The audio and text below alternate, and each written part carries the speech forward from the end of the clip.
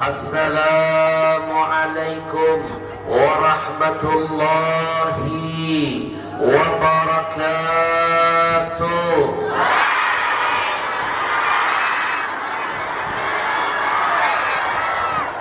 Innal hamdalillah, segala puja dan puji milik siapa? Belum kompak. Sekali lagi saya ulangi, segala puja dan puji milik siapa? Enggak usah melotot-melotot.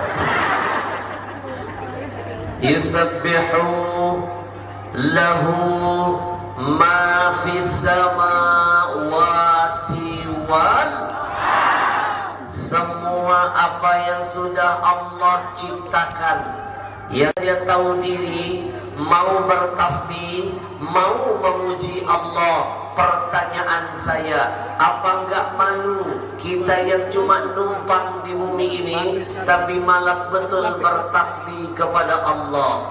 Tentu baru belajar. Tolong nanti ke depan bantu saya, ajarkan kepada saya sepatah dua patah bahasa kampung sini. Sebab agama yang menyuruh sampaikanlah dakwah itu menurut bahasa kaumnya. Tentu. Kalau sebelum kesini, kemarin saya tabligh akbar di Sumatera Selatan, saya belajar bahasa daerahnya. Sebelum ke Sumsel, saya tabligh akbar di Lampung, saya belajar bahasa Lampung. Sebelum ke Lampung, saya tabligh akbar di Kaltim, saya belajar bahasa Kalimantan. Hari ini Allah takdirkan saya ada di planet ini. Saya harus belajar bahasa sini. Kenapa? Agama yang menyuruh sampaikanlah dakwah itu menurut bahasa kaumnya. Kenapa ada pesan begini? Biar sore ini saya tidak merasa jadi tamu, tapi izinkan sore ini saya seperti sedang berada di tanah kelahiran saya sendiri. Tentu sampaikan dakwah itu menurut bahasa kaumnya. Kenapa ada pesan begini? Biar saya gak merasa sore ini jadi orang asing. Izinkan sore ini saya seperti melihat, memandang, menatap semua wajah-wajah saudara saya semuanya. Tentu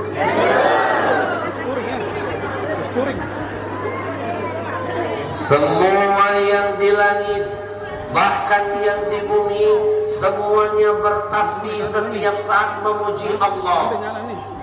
Ina,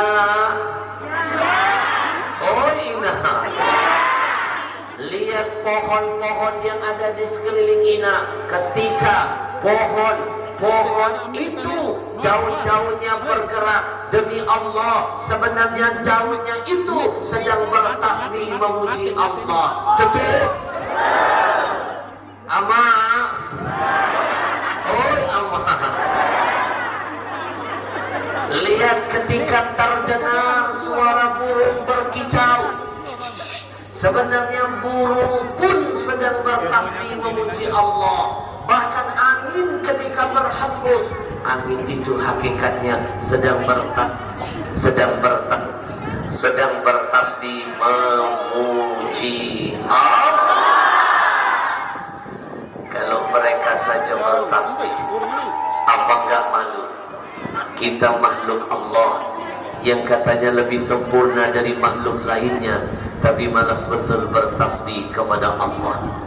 Untuk yang kesekian kali saya teringat pesan guru saya. Beliau pernah berkata, Ahmad, jangan bermimpi dirimu akan cepat meraih kemuliaan dari Tuhanmu yang maha mulia. Kalau lisanmu malas betul memuliakan Allah dalam keseharianmu, makin sering memuliakan maha mulia, makin sering memuliakan yang maha mulia, makin cepat dapat tiket kemuliaan darinya. Tentu saya mau dengar jawabnya. Kalau sore ini saya ajak kita bertasbih dulu sama-sama, mau? 50 orang.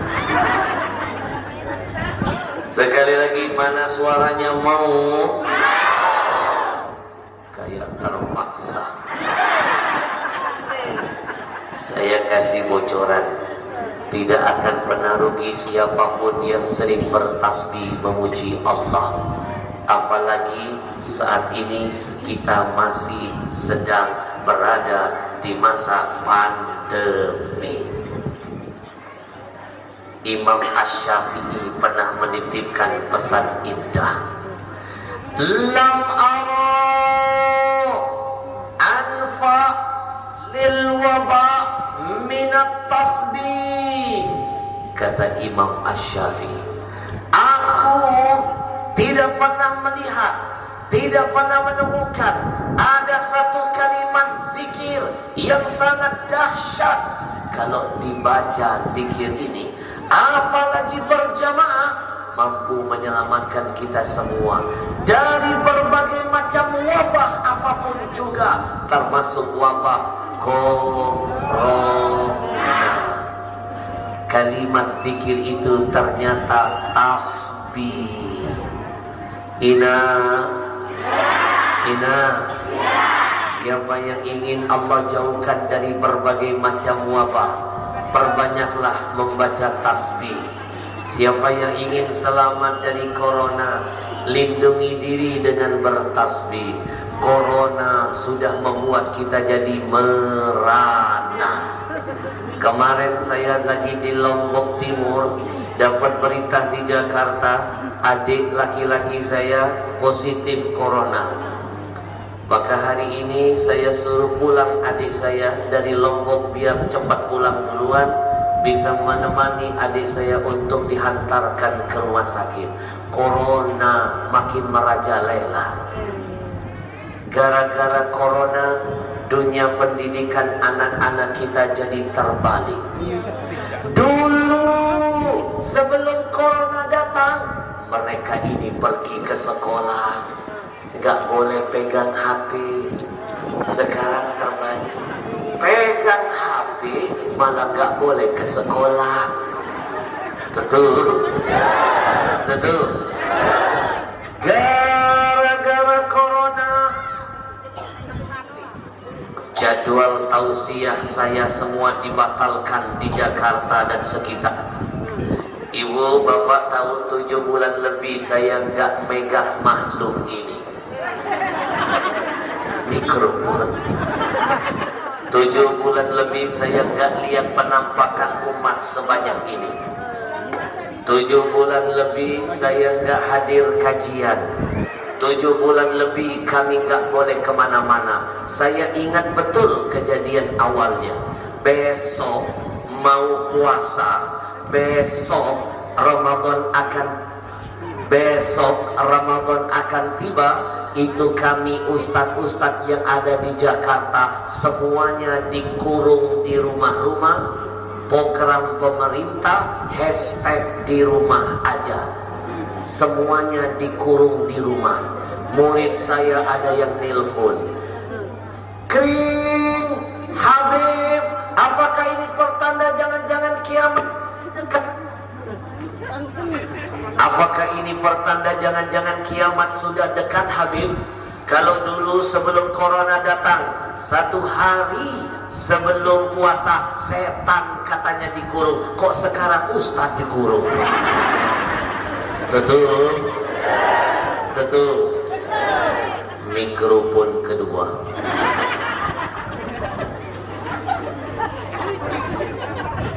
Halo?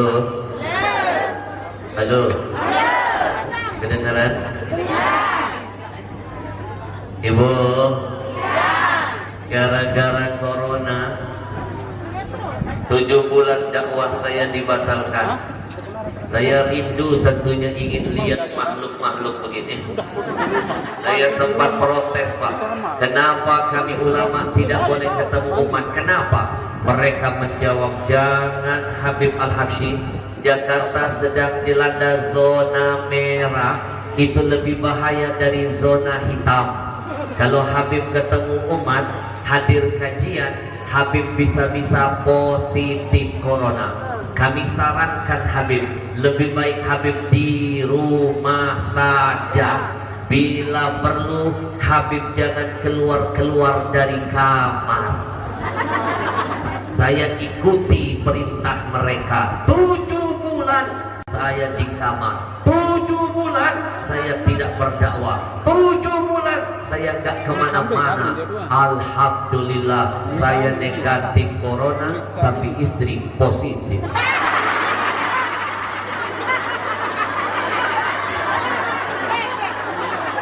Gara-gara siapa? Selain mata lihat dia, tutup mata ada dia. Gimana nggak positif? Betul. Jangan-jangan yang ketawanya kenceng kebobolan juga nih. Gara-gara corona, suuzon beredar di antara kita. Lihat teman sebelah bengek, dengan mudah kita berkata, jangan-jangan kamu corona. Dosa. Lihat tetangga jalan lemas di depan, dari belakang dengan mudah menebar fitnah, jangan-jangan dia corona. Dosa. Gara-gara corona Pak, hoax sering bertebaran di mana-mana. Hoax dan hoax. Nenek-nenek masih bingung nih antara hoax apa hoax. Buat nenek-nenek gak usah bingung, cukup bilang heh. Ina, ada kejadian di Jakarta, seorang kakek turun dari angkot, baru turun melangkah berapa langkah pingsan, jatuh di atas aspal, langsung beredar fitnah, tersebar hoax, si kakek dituduh corona padahal belum diperiksa. Tentu warga panik langsung teriak, corona, kakek corona, oi corona. Datanglah petugas kesehatan memakai baju astronot. Kalau dipikir-pikir, ngerasa gak kita semua ini sedang dikerjain oleh corona? Kalau bahasa anak muda, kita sedang diprank sama corona. Pakaian yang harusnya dipakai di angkasa, dipakai di bumi. Ngerasa gak kita diprank? Betul? Kita ditanamkan ketakutan yang berlebih-lebihan. Makanya ada yang viral kemarin, masuk masjid, sholat Jumat, bukan pakai helm, Pak, bukan pakai masker, helm dia pakai. Sholat Jumat pakai helm, korban corona. Betul? Ini kakek terbaring, datang petugas pakai baju astronot, mendekat baru berani menyentuh dan membangunkan si kakek. Kek, ya. Apakah kakek ini pingsan gara-gara corona? Si kakek menjawab dengan jujur, iya, corona belum makan. Ternyata dia pingsan karena kelaparan. Tapi fitnah sudah tersebar. Corona ini fitnah Pak, bukan cuma menyerang siapa yang kena, yang didatangi dan yang mendatangi kena fitnah corona. Ini pertanda-tanda kiamat sudah dekat, fitnah merajalela. Tentu. Maka saya titip pesan di awal perjumpaan ini, jangan takut dengan corona. Takut itu hanya kepada Allah, takut kepada makhluk itu musyrik dengan Allah, musyrik dosa yang tidak akan terampuni. Takbir. Takut gak boleh, tapi sembrono juga salah. Takut dilarang, tapi waspada dianjurkan. Salah satu bentuk kewaspadaan, sering-sering pakai masker. Ina, sering-sering cuci tangan pakai sabun. Ina, Orang cuci tangan bukan karena corona. Sebenarnya cuci tangan ini 1400 tahun yang lalu sudah Nabi hadirkan, Nabi ajarkan lewat hadisnya. Orang barat gelek kepala begitu baca hadis Nabi 1400 tahun yang lalu. Nabi sudah mengajarkan kalau ingin sehat, jauh dari virus, bakteri, melek mata, cuci tangan dulu ketika bangun tidur. Hebat Nabi kita. Nabi bukan profesor. Zaman Nabi tidak ada laboratorium. Tapi berapa banyak hadis Nabi terbukti setelah 1000 tahun berikutnya. Takbir. Nih anak-anak tuh bangun tidur, Nabi nggak nyuruh kita cuci kepala. Tidak. Orang Arab bilang tidak, bahasa Arabnya la. Orang Barat bilang tidak, bahasa Inggrisnya no. Emang saya nggak tahu. Please deh. No. Orang Jawa bilang tidak, orang Sunda bilang tidak, ente. Orang Betawi bilang tidak, kakak. Orang Kalimantan bilang tidak, kada. Orang sini endi.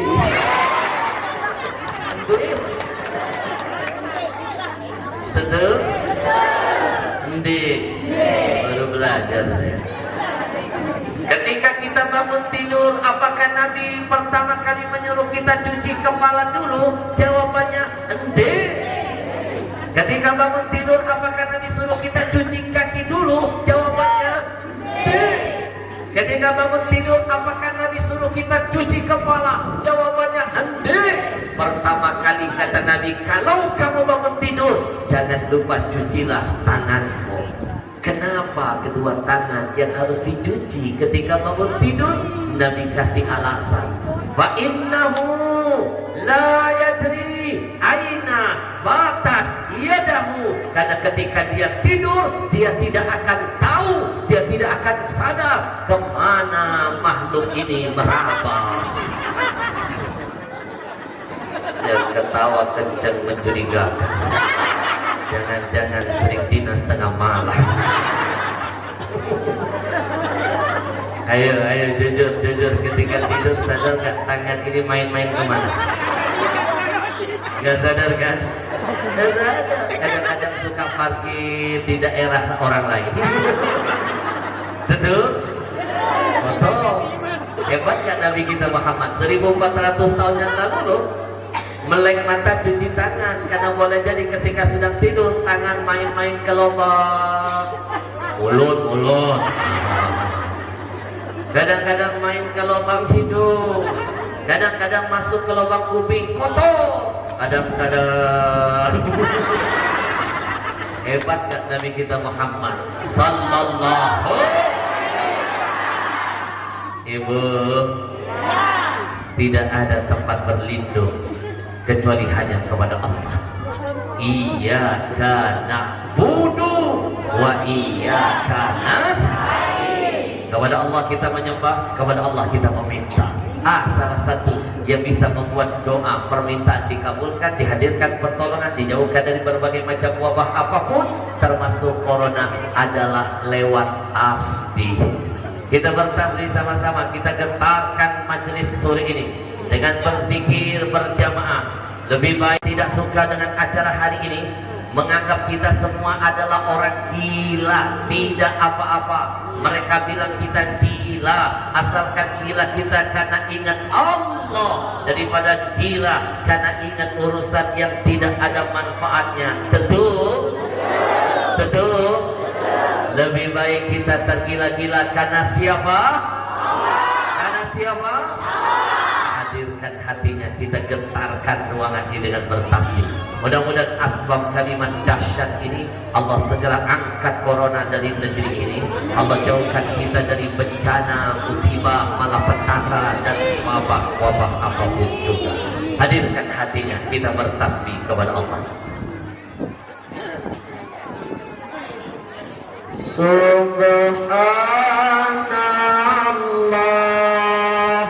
walhamdulillah wa la ilaha Wallahu akbar. Wala quwwata illa billah. Jadi keras semua. Subhanallah walhamdulillah wala ilaha illallah wallahu akbar wala quwwata illa billahil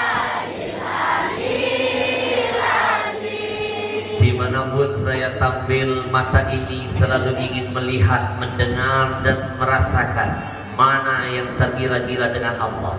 Saya melihat ada seorang anak semangat bertasbih. Saya hadiahkan Al-Quran yang kertasnya terbuat dari bahan anti rayap, anti basah, plus dapat tanda tangan dari saya. Yang pakai baju merah.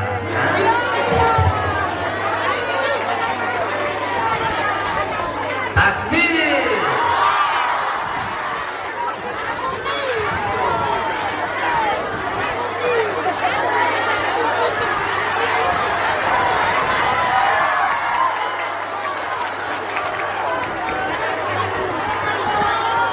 Bapak Ibu,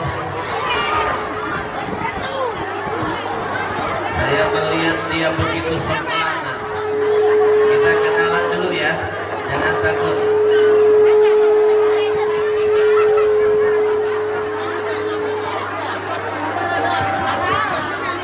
Baik, kita kenalan dulu. Assalamualaikum, namamu siapa? Abdul Aziz. Namanya Abdul Aziz.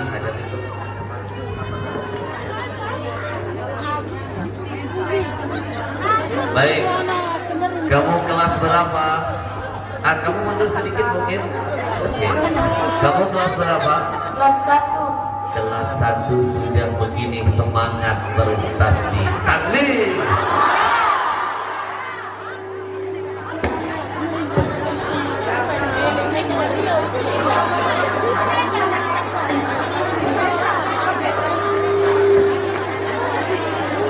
Baik, Bapak Ibu, tidak mudah jadi seorang anak berani berdiri di samping saya, disaksikan oleh makhluk sebanyak ini, apalagi hidup semuanya. Kalau tidak ada mental sekeras baja dalam hatinya. Biasanya anak seusia ini kalau tidak punya mental sekeras baja, dipanggil ke depan, disaksikan orang sebanyak ini, pilihannya nggak lebih dari dua. Yang pertama, pingsan. Dia tidak pingsan berarti mentalnya hebat. Yang kedua, pipis di celana. Dia nggak pipis-pipis, jangan-jangan pakai pampers. Kamu mencuri perhatian saya, dapat Al-Quran plus tanda tangan. Ngomong-ngomong, kamu kelas berapa tadi? Kelas 1. Kita akan dengarkan kira-kira bocah ini ke depan pengen jadi apa cita-citanya. Nanti kalau kamu sudah gede, besar, kamu mau jadi apa? Biar semua mengaminkan. Polisi. Zona tidak aman. Mulai membahayakan.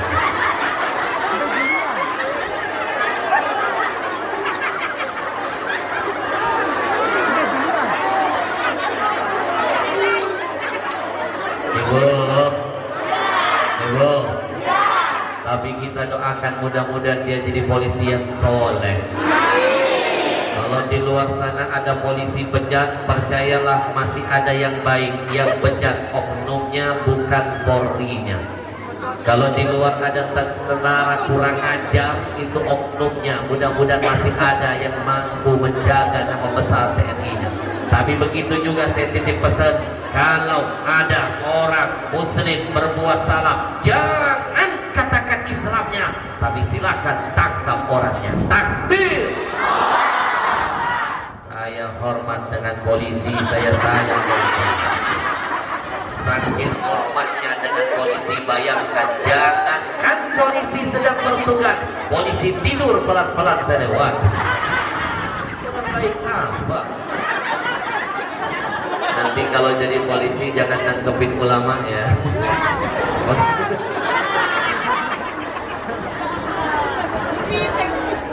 Baik, Ibu, satu-satunya polisi yang paling hebat di dunia ini polisi Indonesia.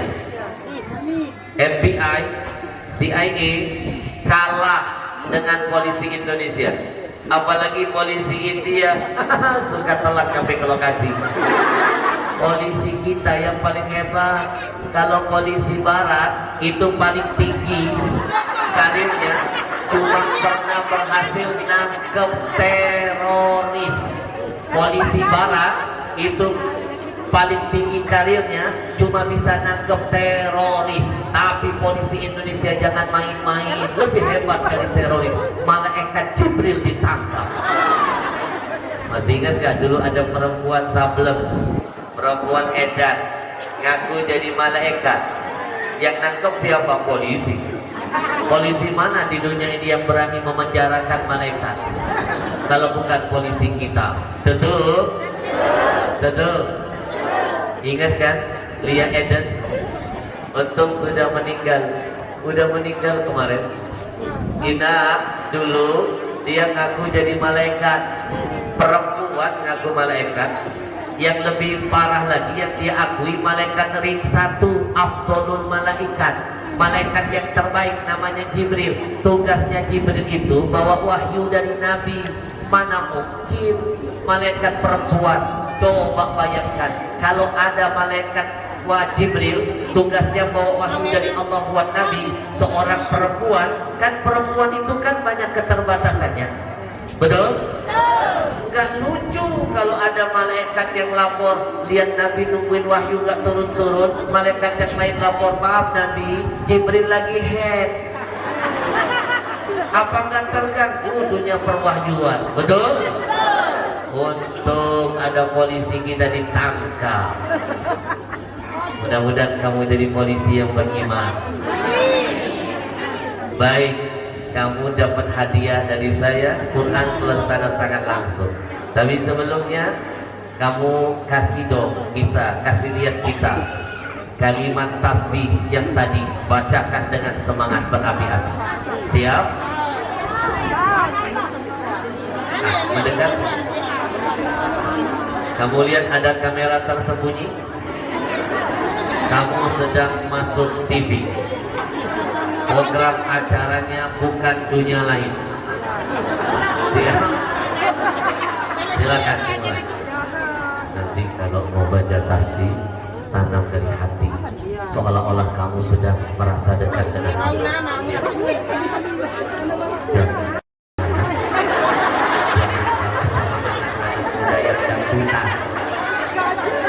Dangdutan cingkrang-cingkrang. Mereka masuk neraka semangat, kita masuk surga harus lebih semangat. Oke?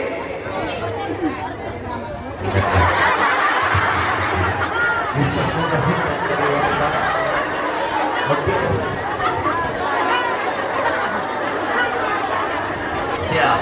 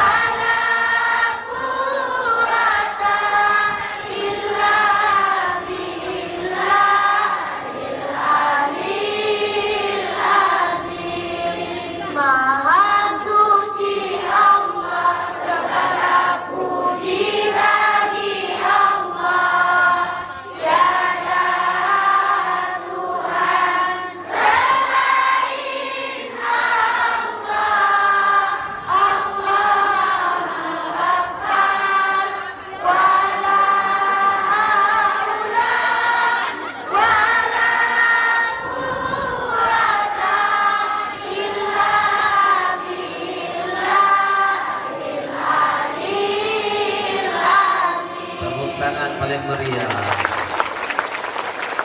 Saya tidak terbayangkan kalau nanti 10 tahun, 15 tahun yang akan datang dia jadi polisi, ditugaskan di pinggir jalan, lalu ada yang melanggar lalu lintas, dia bilang primit. Kalau polisi yang lain langsung bentak, mana sipu, dia langsung ketok jendela. Subhanallah. Orang langsung dirugikan. Ini polisi rugikan. Kamu dapat Al-Quran plus tanda tangan langsung dari saya tuh. Asli loh, Ahmad Al-Fatih. Tanda tangan dari saya, Al-Quran kenang-kenangan dari komunitas Riau NTB mengaji. Kertasnya anti rayap, anti basah, ada terjemahannya.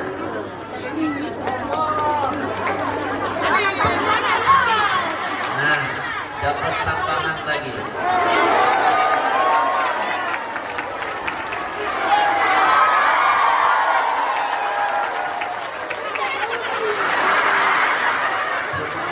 Mindai doang.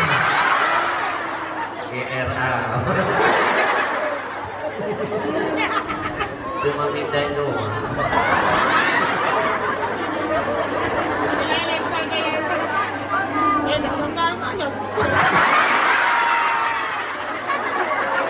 Tenang. Percaya nggak kalau rezeki itu nggak akan ketukar? Percaya? Nih, ilmu pertama saya hadiahkan buat Bapak Ibu. Saya tidak kenal dengan makhluk ini. Saya makhluk kasar, dia makhluk halus. Dunia kita beda.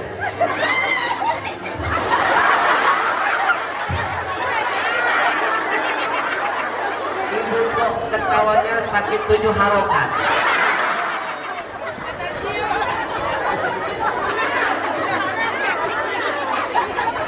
Saya kalau ingat ibu-ibu yang ketawa histeris semangat begini, ada kejadian, ada nenek-nenek dengan tausiah saya saking semangat ketawa dia lupa gigi palsunya lepas. Tolong diamankan gigi mobil. Nih, lihat bocah ini, saya tidak kenal dia. Jarak dia dengan saya jauh. Saya di Jakarta, dia di kampung ini. Tapi kenapa lewat tangan saya Allah hantarkan meski ini tercatat atas namanya?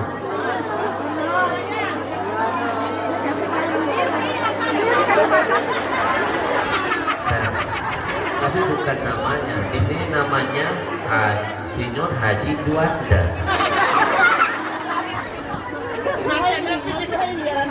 Saya tidak kenal dia. Bapak Ibu percaya nggak kalau rezeki itu terbagi dua? Catat, rekam. Yang pertama ada rezeki yang sifatnya harus kita datangi. Itu butuh keringat, butuh kerja, harus keluar dari rumah mengejar rezeki. Betul? Tapi jangan lupakan ada rezeki yang kedua. Rezeki itu yang akan mendatangi. Rezeki itu yang akan mendatangi. Bukan kita yang mendatangi rezeki, tapi rezeki yang akan menghampiri. Lihat bocah ini, dia tidak tahu bagaimana cara bekerja, tapi tanpa dia bekerja, hanya dengan menyebut Allah, dihadirkan Allah dekat di hatinya. Rezeki Allah hadirkan untuknya. Yang jauh Allah hadirkan, rezeki itu menghampirinya. Tapi kalau depan mata bisa mengambil.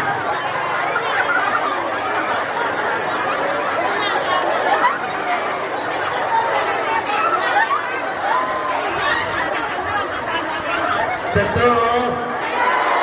Ini contoh.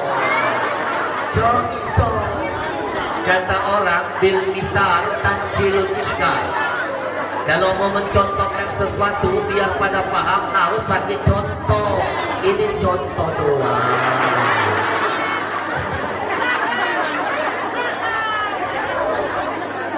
Tapi percaya kalau ini ditakdirkan milikmu, 1001 cara Allah yang akan menghadirkan rezekinya untukmu. Maka ini pesan buat Bapak Ibu, gak usah gontok-gontokan cari rezeki. Sikut kanan, sikut kiri, saling menjelekkan saudara sendiri. Yang halal bisa jadi haram. Kenapa? Karena sudah nggak thayyib cara mendapatkannya. Bicara rezeki, bicara tentang halalan baik, bukan cuma halal, harus thayyib cara mendapatkannya. Nih, gak kenal dia, tapi tangan ini dibikin Allah merogoh-merogoh, keluar lagi akan jatuh ke tangan dia. Itu namanya rezeki yang didatangkan oleh Allah. Kalau yang pertama itu harus lewat jalur ikhtiar usaha, kita yang mendatangi. Tapi kalau ingin didatangi harus melakukan pendekatan dengan Allah. Betul?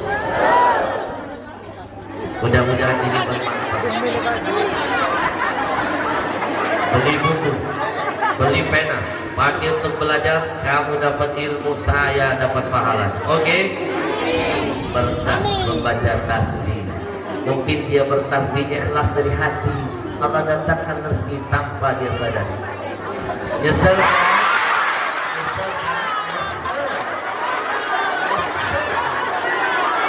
Hari ini masa pandemi dapat 100.000 susah tahu. Betul? Jangankan bocah, kita yang dewasa saja mau dapat 100.000 masa pandemi susah tahu. Dia dengan mudah hanya cukup menggantungkan kepada Allah. Ini pesan buat ibu-ibu, bergantung dengan Allah tidak akan kecewa, berharap dengan rezim dan penguasa akan dikecewakan. Betul? Ragu. Hari ini insya Allah 100.000 saya hadiahkan buat dia, karena saya terharu lihat dia semangat memuji Allah. Allah yang menggerakkan tangan saya. Bapak Ibu percayalah, kebaikan yang kita keluarkan akan mendatangkan kemuliaan. 100.000 saya keluarkan buat dia, saya yakin Allah ganti 10 kali lipat. Man jaa bil hasanah falahu asyru amsalihha. Jangan takut apapun kebaikan itu, ketika kamu keluarkan 1 diganti 10 oleh yang maha kaya raya. Takbir. Ini buat bapak-bapak, ama, saya titip pesan ama, daripada 100.000 suka ngasih biduan, aurat terbuka, joget gak karuan, masih yang kita kasih dia 100.000, percayalah menghilangkan berkah 1 juta yang ada di kantong. Betul? Daripada ngasih biduan, lebih baik ngasih istri dan anak-anak, nilainya sedekah. Betul? Nih, saya ngasih anak yang soleh, ngasih dalam kebaikan 100.000, saya percaya diganti Allah 10 kali lipat. Percaya saya. Habis ini panitia ganti 1 juta. Cuma ngasih tahu doang. Jangan dianggap bercanda.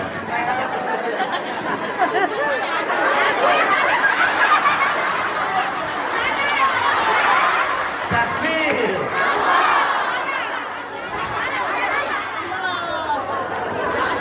Mudah-mudahan kamu jadi anak yang soleh, jadi polisi yang hanya takut kepada Allah, bukan takut kepada atasan yang mengajak kepada kejahatan. Tegakkan yang benar itu benar, yang salah itu salah. Silakan kembali ke tempat duduk, tapi jangan lupa amankan duit dulu. Temanmu sudah pada mengintai. Silakan. Nanti belum duduk kamu sudah kena tilang.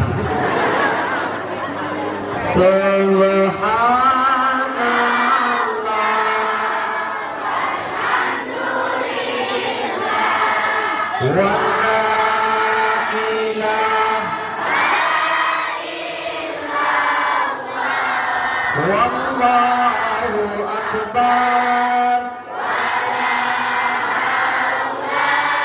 Wala quwwata illa billahil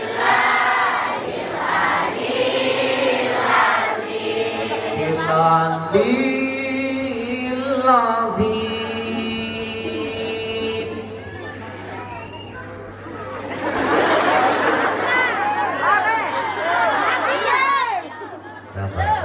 Izinkan saya bertanya dulu kepada guru kita, guru, apakah di sini penceramah nggak boleh lihat jam tangan? Boleh. Ini kan jam tiang. Masa lihat jam sendiri nggak boleh? Ini kan barang saya. Masa lihat barang sendiri nggak boleh? Gimana lihat barang orang? Tentu kalau ada penceramah siapapun dia baru mulai ceramah dikit-dikit dia jam tangan, jangan heran, itu cuma teknik ceramah saja. Sebenarnya dia lagi mikir habis ini mau ngomong apa. Lanjut. Kalau tadi kita memuji siapa? Yang kompak memuji siapa? Kalau ingin acara ini makin ditambah berkahnya, guru saya menitipkan pesan, pujilah orang yang dipuji oleh Allah. Siapa lagi kalau bukan Nabi kita Muhammad? Maaf, kalau kita dipuji manusia jangan GR. Mungkin yang puji kita rabun matanya. Atau jangan-jangan Allah belum menampakkan kejelekan yang ada pada diri kita. Bayangkan, dengarkan, renungkan, simpulkan. Yang memuji Nabimu bukan makhluk, tapi Khaliquna, Tuhan yang menciptakan kita. Yang memuji Nabi adalah Allah yang maha dipuja. Mana buktinya kalau Allah memuji hambanya? Mana buktinya kalau Allah memuji hamba yang paling dimuliakannya? Mana buktinya kalau Allah memuji Nabi Muhammad? Simak ayat yang satu ini. Allah saja memuji Nabi. Mau dengerin ayatnya? Yang puji Allah guru, yang dipuji Nabi. Mana buktinya? Simak ayat. Kedengaran? Memang belum dibaca. Ini teknik ceramah terbaru menutupi kekurangan. Maaf kalau nanti suara saya tidak seperti Qori. Saya tahu persis Lombok ini melahirkan penghafal Quran. Takbir! Saya tahu persis di Lombok ini para Qori-Qorinya berlimpah ruah, suaranya merdu-merdu dan mempesona. Maafkan saya kalau suara saya tidak seperti mereka. Maklum, ini tausiah saya hari ini yang ketiga. Nanti malam yang keempat, dan ini total titik tabligh akbar saya yang ke-21. Insya Allah berakhir sampai 26. Ina? Besok lusa saya pulang ke Jakarta cuma 1 hari saja. Lusanya langsung tabligh akbar di Palu sampai awal Juli. Saya pulang setiap bulan di Jakarta cuma 1 malam. Dari 1 Juli balik ke Jakarta, pulang 1 hari, tanggal 2 tabligh akbar di Kalimantan. Saya pulang ke Jakarta paling sedikit 1 hari, paling lama 2 hari, cuma ingin memastikan saja apakah Monas masih ada. Atau jangan-jangan sudah dipindah. Tentu. Jadi maafkan kalau suara saya tidak semerdu Qori. Ustadz juga manusia, Habib juga manusia. Makin banyak ceramahnya, makin hilang suaranya. Ini ngomong sambil nahan rasa sakit di tenggorokan. Apalagi Ramadan. Anak-anakku, sakit sibuknya jadwal Ramadan saya. Bayangkan, Ramadan saya nggak makan siang. Bingung bocah. Anak-anak jawab yang kompak. Ramadan kalian puasa nggak? Puasa. Itu baru anak soleh. Yang kenceng jawabnya jujur. Ramadan kalian puasanya 1 hari apa setengah hari? Setengah hari. Di mana-mana orang puasa 1 bulan. Kenapa mereka 1 hari? Ada yang nggak beres dengan bocah. Allah memuji Nabi Muhammad. Betapa hebat. Bayangkan yang muji adalah Tuhan yang dipuja.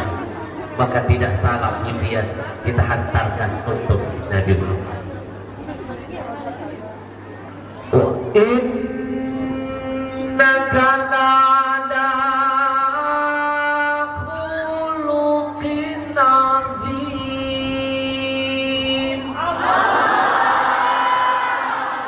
Yang di depan semangat, thank you. Kenapa mak-mak ina-ina di belakang lemes?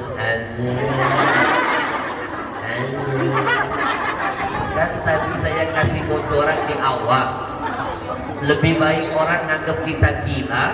Gilanya itu karena ingat siapa? Allah. Justru sore ini saat yang paling tepat menunjukkan kepada ahli maksiat, kita ahli taat, kita ahli surga, lebih semangat, lebih kompak dalam kebaikan. Takbir. Kalau kita nggak kompak dalam kebenaran, kita akan terlindas karena kebatilan, kezaliman sudah menjadi kompak. Tentu.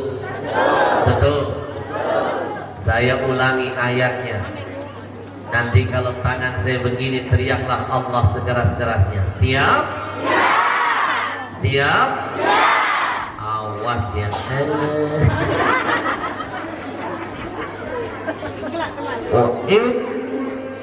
Innaka la'ala khuluqin 'adzim. Rasakan, bedakan auranya? Beda kan? Bapak Ibu jangan pernah meremehkan kalimat Allah ketika disebutkan. Jangan pernah meremehkan. Indonesia ini gak merdeka kalau bukan karena kalimat dahsyat ini. Bayangkan bambu runcing bisa menang melawan Belanda yang menggunakan meriam Belanda, bukan meriam Belina. Meriam bisa kalah dengan bambu runcing kalau bukan karena kalimat thayyibah yang diteriakkan oleh para mujahid-mujahid kita. Kalimat itulah yang membuka langit, aras bergoncang. Boleh jadi Allah turunkan junudun lam tarawnaha, tentara-tentara langit yang tidak nampak oleh mata Belanda. Tentu kita buktikan. Teriak yang kedua, rasakan geloranya, auranya makin berkah. Siap-siap yang kedua, siap-siap lebih keras, siap-siap. 1, 2, 3. Beda kan? Yang ketiga, nenek-nenek jangan ketinggalan. Yang ketiga, siap-siap nenek-nenek, siap-siap. Yang ketiga.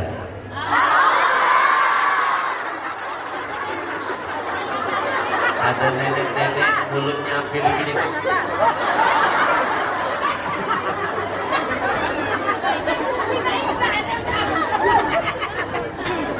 Wa innaka la'ala khuluqin 'adzim. Udah. Kata Allah, wahai Muhammad, engkau itu betul-betul berada pada level akhlak yang tertinggi. Yang dipuji siapa? Nabimu. Yang memuji Nabimu siapa? Tuhan yang kau puja. Maka tidak salah kita memuji Nabi kita Muhammad sallallahu alaihi wasallam. Ibu, hari ini saya senang berkah berjujuran. Kalau tadi kita bersaksi, setelahnya tadi kita teriakkan nama Allah sekeras-kerasnya, insya Allah pertolongan akan Allah hadirkan.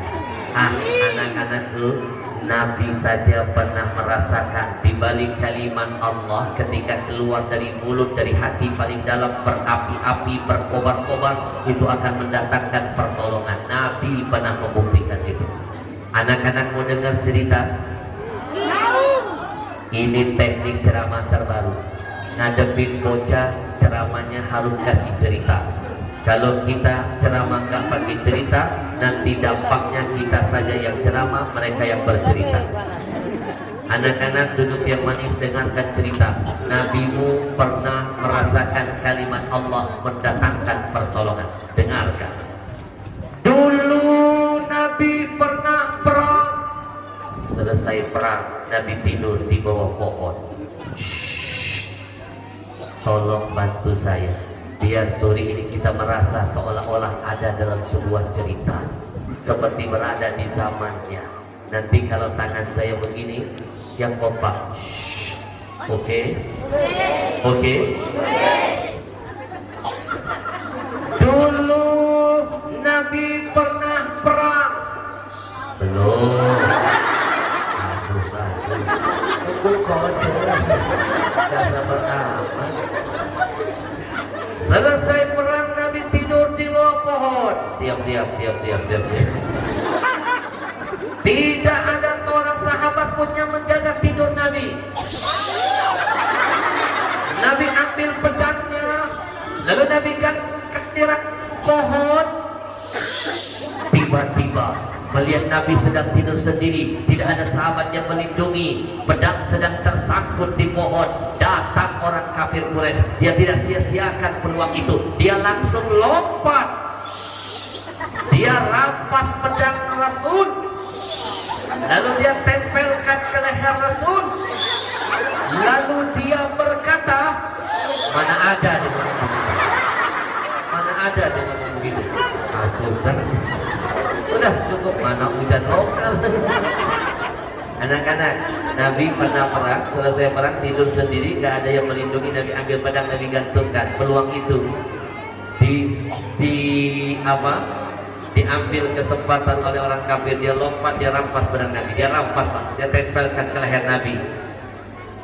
Lalu dia berkata, Muhammad, siapa yang bisa menyelamatkanmu? Siapa Muhammad? Pedang sudah di lehermu. Kalau sebelumnya aku tidak bisa mengancam, meneror, mengintimidasimu, karena banyak sahabat yang berani mati melindungi nyawamu. Sekarang cuma kita berdua, Muhammad, face to face. Do you understand, nenek-nenek? Allah, yes. Ada al-katro, orang saya aja nggak paham. Nenek-nenek biar nggak ketinggalan jauh sama anak-anak modern sekarang, saya artiin ya. Face to face itu bahasa Inggris, artinya jangan buang sampah sembarangan.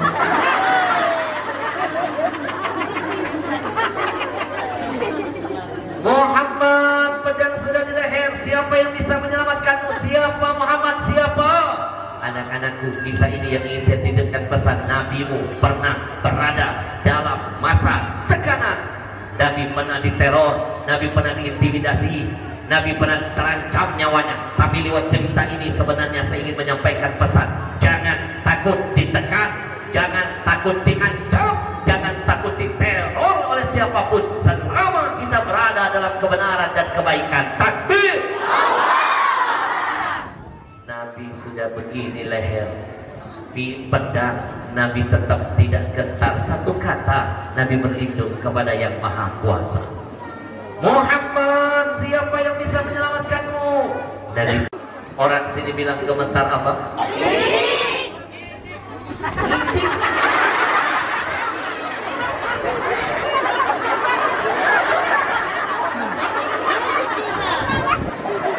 Perhatian apa sih?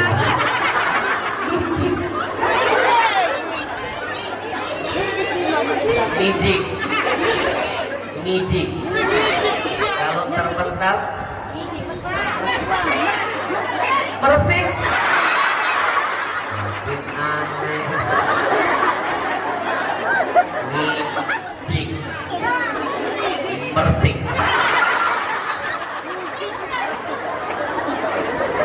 Kita coba ya, kita coba bahasa sini. Kira-kira apakah saya sudah layak jadi orang Lombok? Kita coba. Ngijik. Oh, berarti kalau ada ibu-ibu pakai gelang banyak, hadir acara pernikahan suka begini. Ngijik. Ketika hadir acara pernikahan disuruh panitia, ibu silakan Ina tulis buku tamunya. Sebenarnya dia bisa menulis dengan gaya tawaduk, ngambil pena nulis begini. Cuma kalau dia begini nanti yang ngantri di belakang nggak tahu gelangnya banyak. Jadi sebelum dia nulis dia melakukan ngijik.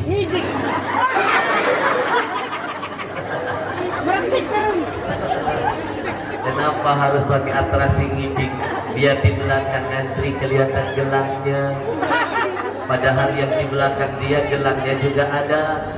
Yang di belakang bunyinya keriting-keriting lah, dia gelangnya bunyinya keriting-keriting. Kredit aja sombong. Bapak Ibu pasang telinganya dalam sebuah hadis qudsi. Innallaha yabghadu salasa wa bughdhi salasatan minhum asyad. Allah benci dengan 3 golongan, tapi ada 3 golongan yang kedua, double kebencian Allah. Siapa salah satunya? Allah benci lihat orang kaya sombong, Allah benci. Tapi Allah lebih benci lihat orang miskin sombong. Udah kreditan sombong. Betul. Betul. Ini buat ibu-ibu yang suka pakai gelang, biar gak sombong, saya ajarin caranya. Mau? Sebanyak apapun gelang yang ibu pakai gak akan sombong. Percaya gak akan sombong. Mau? Pakailah karet gelang. Tawadu.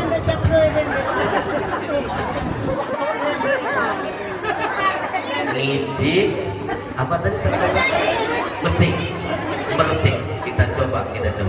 Ngijik bersih. Muhammad, siapa yang bisa menyelamatkanmu? Pedang sudah di lehermu. Nabi tersenyum. Allah. Begitu mendengar kalimat Allah, apa yang terjadi Bapak Ibu? Tiba-tiba tangan orang kafir itu yang tadi mencuri pedang Nabi, tangannya merintik. Pedang Nabi meresik. Lalu Nabi ambil kembali pedangnya, Nabi tempelkan di badannya seraya berkata, gantian, siapa yang bisa menyelamatkan? Ayo berangkat dari kisah ini. Allah lah tempat berlindung yang paling aman, yang paling dahsyat, insya Allah. Baik, kalau tadi kita memuji Allah, kita berkahi, kita mohon biar tempat makin diberkahi Allah, kita puji orang yang dipuji oleh Allah. Bapak Ibu, mimpi kita cepat meraih kemuliaan. Kalau orang yang paling dimuliakan oleh yang maha mulia tidak sering dimuliakan. Kita berselawat kepada Nabi, siap? Satu kali baca istighfar cuma 1 dosa dihapuskan. Satu kali baca salawat 10 dosa dihapuskan, 10 pahala ditambahkan, 10 derajat dinaikkan.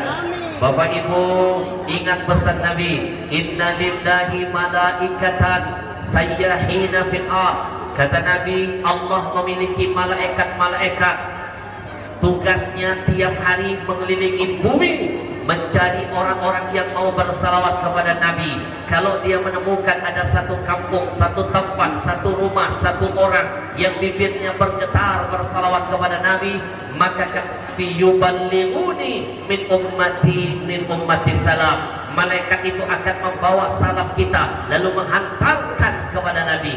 Bayangkan Nabi di kota Madinah, kita di Lombok, ketika kita bersalawat, nama kita akan disebut oleh malaikat, akan berkah hidup kita.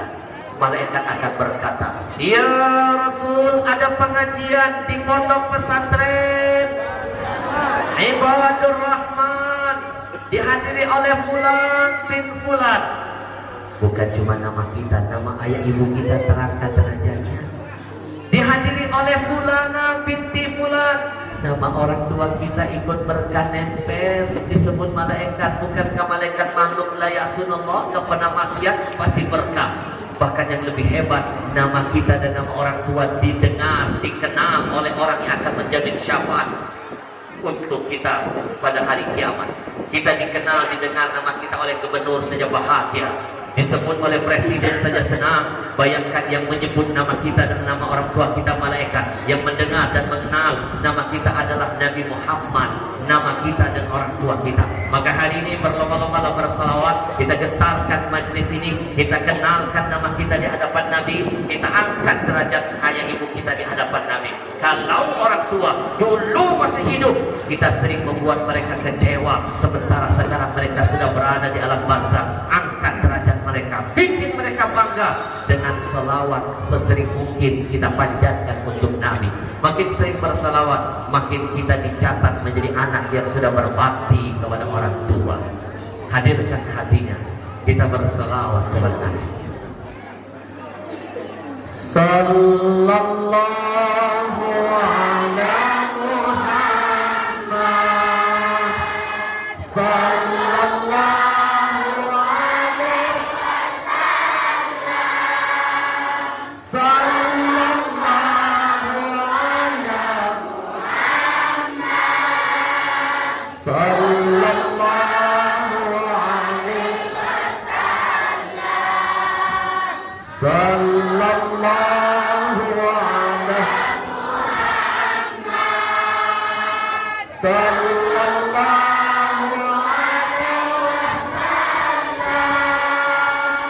Sallallahu ala Muhammad.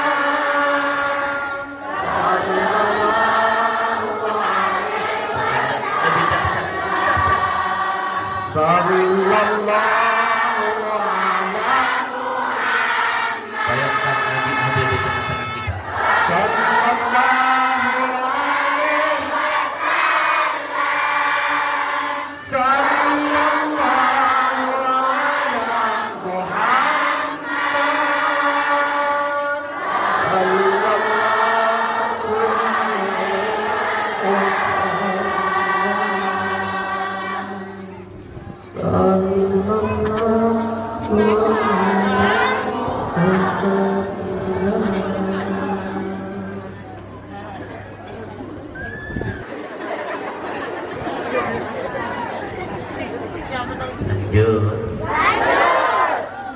Lanjut.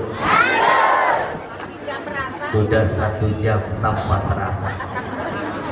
Lanjut. 1 jam ngaji bareng saya, terasa tidak? Terasa tidak? Saya yang ngerasain.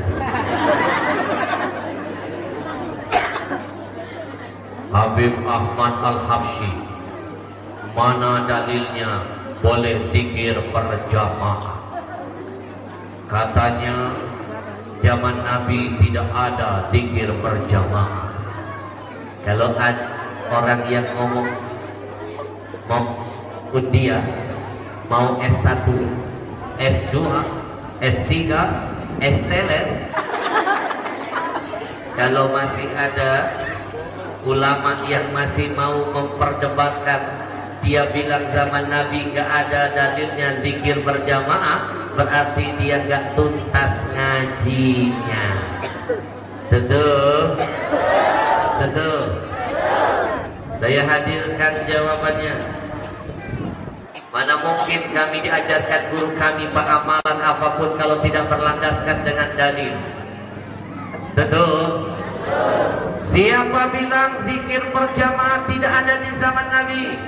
Dari zaman dulu, zaman Nabi sudah ada zikir berjamaah. Gak percaya? Kita kasih jawaban yang pertama dulu. Anak-anakku, Nabi sering jadi imam, mimpin sholat para sahabat. Imam di depan, makmum di mana? Orang kampung sini bilang depan, bahasanya apa? Dulu. Aneh lagi. Kalau belakang, turi.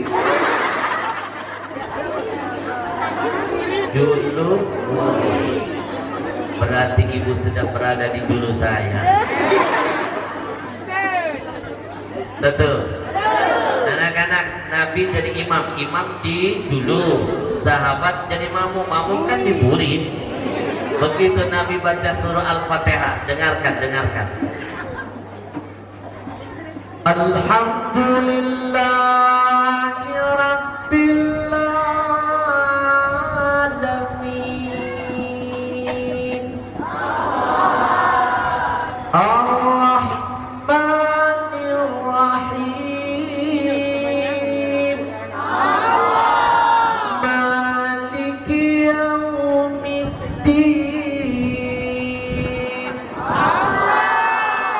Iyyaka na'budu wa iyyaka nasta'in. Ihdinas siratal mustaqim.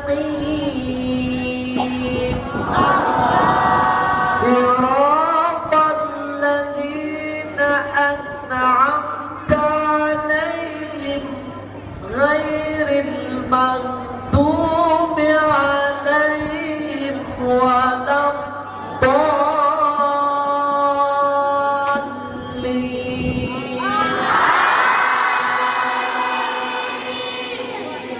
Apakah kalimat amin itu bukan zikir?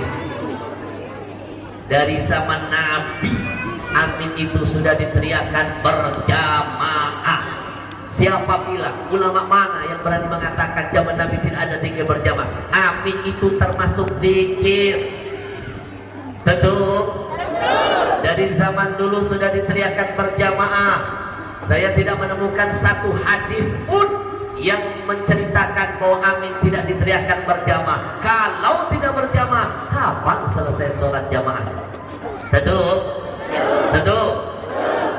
Masih nggak cukup dikasih satu dalil, masih nggak cukup, masih mau bilang zikir berjamaah tidak ada di zaman Nabi.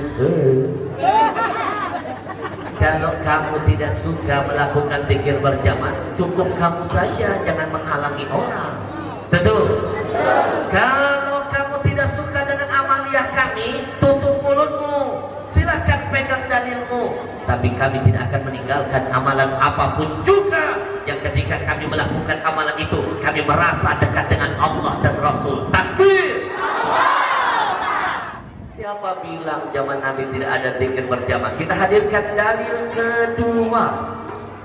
Anak-anakku, Nabi sering mimpin sahabat, pernah mimpin sahabat umroh haji. Nabi baca talbiyah, dibaca berjamaah.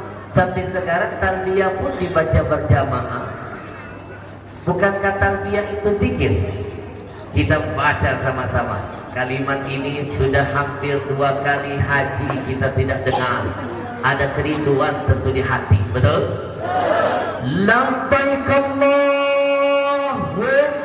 labbaik, labbaik la syarika laka labbaik, innal hamda wan ni'mata laka wal mulk la syarika lak. Semuanya labbaik Allahumma labbaik, labbaik la syarika laka labbaik, innal hamda wan ni'mata laka wal mulk la syarika lak.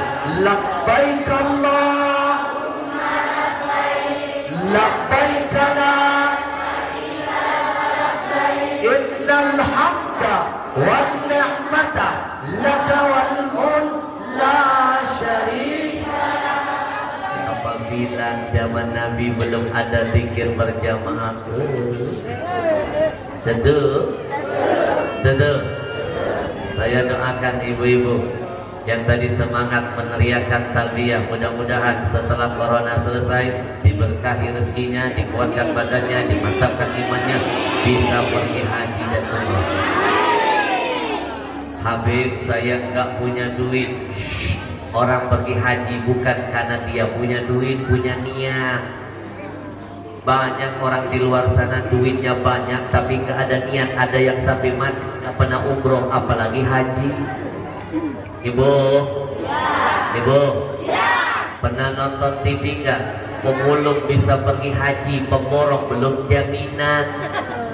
Tukang jual koran berangkat haji, yang jual berlian belum jaminan. Pembantunya berangkat haji, majikannya nggak berangkat. Bukan masalah duit Pak, masalah hati. Kalau niat ada, jalan Allah hadirkan, rezeki didatangkan.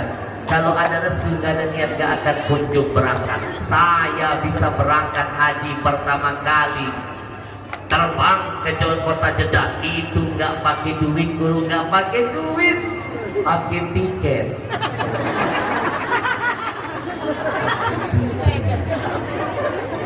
Tiket cari duit. Hina, mau saya kasihkan amalan biar berangkat haji? Mau? Jadi amalinnya, yang pertama, setiap selesai sholat 5 waktu, buka Al-Quran, cari surat Al-Fatihah, karena di antara manfaat Al-Fatihah, wali abdi masa'al. Yuk, mudah-mudahan kesulitan kita di masa pandemi segera bersemi. Amin. Walaupun pandemi tetap rezeki Allah hadirkan insya Allah tanpa kita sadari. 2 ayat terakhir dari surah Al-Baqarah kita baca bareng-bareng. Guru, ada 2 keuntungan kalau ngaji bareng-bareng. Keuntungan pertama pahalanya berlipat ganda. Keuntungan kedua nggak ketahuan teman sebelah kalau kita nggak hafal. Cukup gaya saja. Apalagi pakai masker, nggak bakal ketahuan. Kita baca sama-sama yuk. 2 ayat terakhir. Mudah-mudahan yang nggak hafal mendengarin jadi hafal. Ya. A'udzu billahi minasyaitonir rajim. Amanar Rasul bima unzila ilaihi mir rabbih wal mu'minun kullun amana billah wa malaikatihi wa kutubihi wa rusulihi la nufarriqu baina ahadin min rusulihi wa qalu sami'na wa ata'na ghufranaka rabbana wa ilaikal masir. La yukallifullahu nafsan illa wus'aha laha ma kasabat wa 'alaiha ma iktasabat. Rabbana la tu'akhidhna in nasina aw akhtana. Rabbana wa la tahmil 'alaina isran kama hamaltahu 'ala alladhina min qablina. Rabbana wa la tuhammilna ma la taqata lana bih. Semuanya. Wa'fu 'anna waghfir lana warhamna wa'fu 'anna waghfir lana warhamna wa'fu 'anna waghfir lana warhamna anta maulana fansurna 'alal qawmil kafirin. Fansurna 'alal qawmil kafirin. 3 surat ibu akan mudah berangkat haji. Hafalkan surat yang pertama Al-Fatihah. Masih belum ada tanda-tanda, dalamin lagi Quran, buka cari surat Al-Baqarah 2 ayat terakhir. Masih belum berangkat, cari surat Tanah. Berangkat.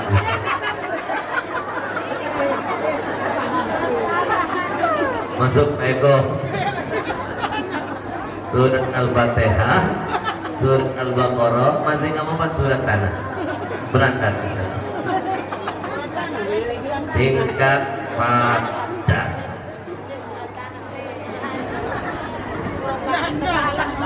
Ina'ah.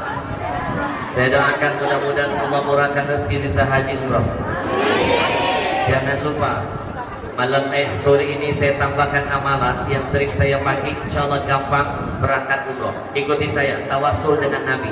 Ikuti saya. Allahumma salli ala Sayyidina Muhammadin Sayyidis Saqalain salatan wa salaman tusahilu lana ziyaratal haramain. Bertawasul dengan Nabi akan mudahkan pergi ke sana. Ina, siapa bilang zikir berjamaah zaman Nabi belum ada? Talbiyah dibaca berjamaah. Masih nggak cukup, kita kasih 2 dalil. Orang-orang model begini nggak cukup, kita tambah dalil ketiga. Dalil bonus. Bapak Ibu, Nabi sering perang bersama sahabat melawan orang kafir. Seringkali kondisinya pasukan kaum muslimin lebih sedikit, pasukan lawan lebih banyak. Contoh perang Badar, 300 kaum muslimin taklid orang kafir. Betul. Nabi punya strategi membakar semangat para mujahid. Dia lihat lawan banyak tidak gemetar, tidak minder, tidak gentar. Nabi teriakkan takbir dalam setiap perang. Pertanyaannya, bukankah takbir itu adalah zikir? Betul. Nabi teriakkan zikir. Begitu zikir, kalimat takbir dikumandangkan, walaupun dikit, tapi ketika berjamaah itu suara didengar musuh seperti jumlah kaum muslimin 10 kali lipat lebih hebat dari mereka. Musuh yang gemetar, musuh yang gentar. Kita buktikan sama-sama. Ayo, saya teriakkan takbir, teriak yang kencang ya. Kita buktikan ketika berjamaah energinya beda. Takbir! Takbir! Bukankah takbir zikir dari zaman dulu sudah berjamaah? Jadi jangan mau dibohongi oleh orang-orang yang sok-sok mengamalkan sunnah, padahal dia sendiri tidak mengamalkan sunnah. Zikir berjamaah itu sunnah. Betul. Sallallahu alaihi